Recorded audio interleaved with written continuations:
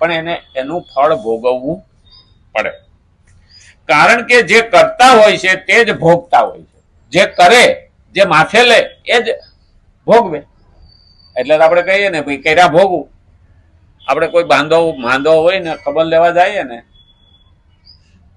તો એની પાસે બેસી સુધી સારું બોલીએ, પણ બહાર આપણે બીજો નીકળે ને તો એને કઈ કર્યા ભોગ બીજું કી.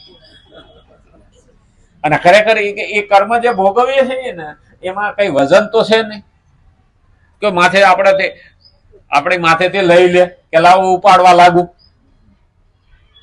હા, કરેલા કર્મના બદલા દેવા જ પડે અને હવને નડે.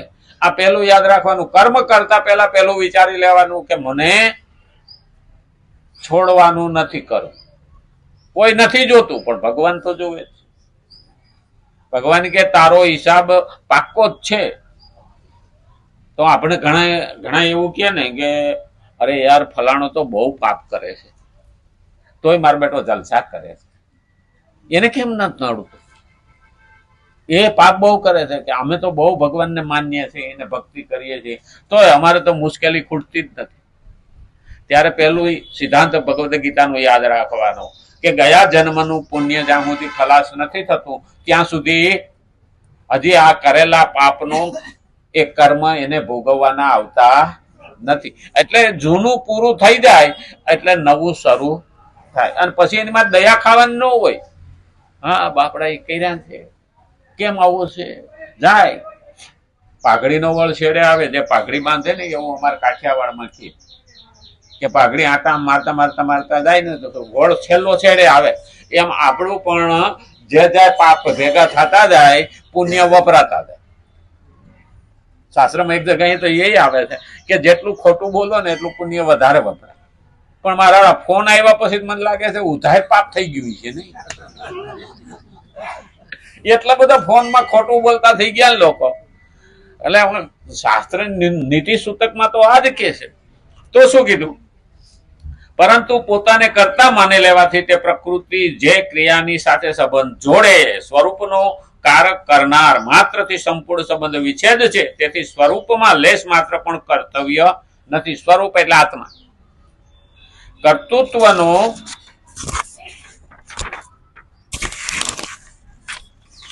વિભાગ જ અલગ છે. કર્તૃત્વનો વિભાગ જ અલગ છે. આજ સુધી દેવતા, મનુષ્ય, પશુ, પક્ષી, યક્ષ, રાક્ષસો વગેરે અનેક શરીરો યોનિઓમાં જે પણ કર્મ કરેલા છે તેમાંથી કોઈ પણ કર્મ સ્વરૂપ સુધી પહોંચ્યું નથી અને કોઈ પણ શરીર સ્વરૂપ સુધી પહોંચ્યું નથી. કારણ કે કર્મ અને પદાર્થ શરીરનો વિભાગ જ અલગ છે અને સ્વરૂપનો વિભાગ પણ અલગ છે. બે અલગ છે. એટલે ભોગવવાનું શરીર ન છે, આત્માને સદા છે. જો પાપ કરીને જાને તો આપણે ભાઈ કાજલ કી કોટડી में जितना जतन करो काजल को दाग तो लागे ही लागे. આત્માએ આ શરીર મારફત કામ કર્યા આપણે તો એની સજા કોને ભોગવવી પડે? દેહને. આ શરીરને. દેહને તો ભોગવવી પડે પણ શરીરને ભોગવવી પડે. અને બાકીના પાપ અહીંયા રહી જાય તો આપણી પ્રજાને ભોગવવા પડે. હા, કારણ કે આપણે મરતા નથી હો. આપણો અંશ અહીંયા રહી જાય છે. આપણી પ્રજા છે ને એને શું કહેવાય? આપણો અંશ છે એ અહીંયા રહી જાય અને બાકીનો આપણો સૂક્ષ્મ દેહ ત્યાં જાય છે. જોકે ગરુડ પુરાણ સાંભળ્યા પછી તો આપણે ઊંઘ વહી જાય. જો ગરુડ પુરાણ સમજી જાવ ને તો ઊંઘ વહી જાય. આ સિદ્ધાંત એટલો બધો આકરો છે ને કે કેટલી જાતના તો નરક ગયા અને ક્યાં ક્યાં કેવી સજા મળે છે.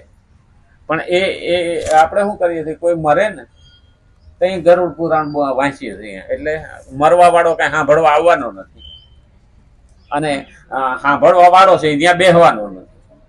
અને એ પાછા જ્યાં બેઠા હોય એ પાછા મહેમાનોમાં ધ્યાન રાખતા હોય અને મહેમાનો આવે એ પાછા ઓલા ઘરધણીને રાજી રાખવા આવતા હોય છે. એ કઈ સાંભળવા હોતા નથી. એટલે ગરુડ પુરાણ એમ ન થાય. બોલો, ખરેખર ગરુડ પુરાણ હજી સુધી કોઈને મેં તો ગરુડ પુરાણ જયારે વાંચ્યું ને ત્યારે મેં કીધું આ છે ને જાહેરમાં વાંચો ને તો 5 દાડા કોઈ ન બે. બોલો, હા, ચોથે દાડે કે ન્યા સારું સાંભળા જેવું નથી કે આમાં તો આ સજા છે ને પેલી સજા છે. અહીં એક ગરુડ પુરાણ નવું લઈ આવ્યા હતા મને કે વાંચો ને. હું કહું ભાઈ આ નો વાંચો તો હારું. મને કે કેમ? હું કહું બધાને ઊંઘ ઉડી જાય. હવે આપણે ક્યાં પાપ કરવા જવાના છીએ? આ ઉંમરે ક્યાંય પાપ કરવા જવાના નથી, પણ આપણે ફરવાના છે યોનિઓમાં. પશુ, પક્ષી, યક્ષ, રાક્ષસ વગેરે અનેક શરીર યોનિઓમાં જે પણ કર્મ કરેલા છે, જ્યાં જ્યાં કેવા કર્મ કરેલા છે, એ બધા ભેગા થઈને આપણે જ ભોગવવાના છે. આપણે શું કહીએ છીએ? મેં તો કોઈ દી પાપ નથી કર્યું તોય મને કેમ આવું? અલા ભાઈ, ગયા જન્મના ભેગા આવ્યા છે, પડીકા લઈને નથી આવ્યા. આપણે તો પોટલા વાળીને આવ્યા આવીશું, કોને ખબર? હા, પાપનું પોટલું, પુણ્યનું પડીકું લઈને જવાનું છે.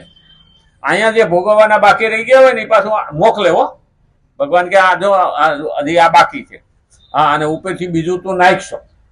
અને એટલે કીધું છે કરેલા છે તેમાંથી કોઈ પણ કર્મ સ્વરૂપ સુધી પહોંચ્યું નથી અને કોઈ પણ શરીર સ્વરૂપ સુધી પહોંચ્યું નથી. કારણ કે કર્મ અને પદાર્થ શરીરનો વિભાગ જ અલગ છે અને સ્વરૂપનો વિભાગ પણ અલગ છે. પરંતુ આ વિવેકને મહત્વ ન આપવાને લીધે મનુષ્ય કર્મ અને કર્મ ફળમાં બંધાઈ જાય છે. આમાં બંધાઈ જાય.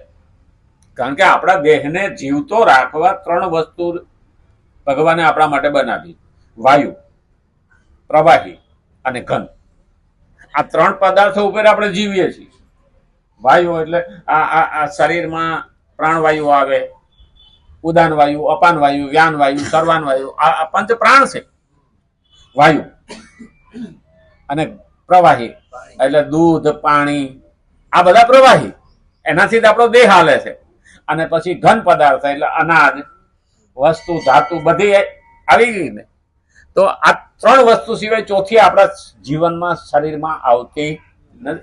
એટલા બધા મહત્વના પોઈન્ટ છે ને કે આજ તો ટાઈમ થઈ ગયો. મારા શ્લોક પૂરો કરવો તો નહીં, આવતીકાલ રામચંદ્ર ભગવાન, કૃષ્ણ કનૈયા લાલ, ગજાનંદ ગણપતિ ભગવાન, નમઃ પાર્વતી પતિ હર હર